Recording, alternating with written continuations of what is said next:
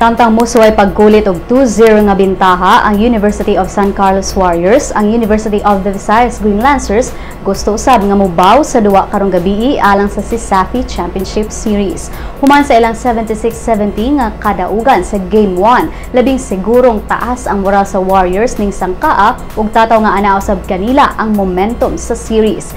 Gipasabot ni Warriors coach Britt Reroma nga kinahanglang mudaog sila ning duaa og dili hatagan og higayon ang Green Lancers nga makapabarug og balik sa ilang moral. Apan dili basta-basta motugot ang Green Lancers nga maunlod sila sa 0-2 nga alkanse gumikan kay lisod na kining bawion hilabi na sa best of 5 series nga kombate. Giangkon nilo ni Cortez nga dili sayon ang tanan alang kanila gumikan kay adunay hawang sa ilang puwersa.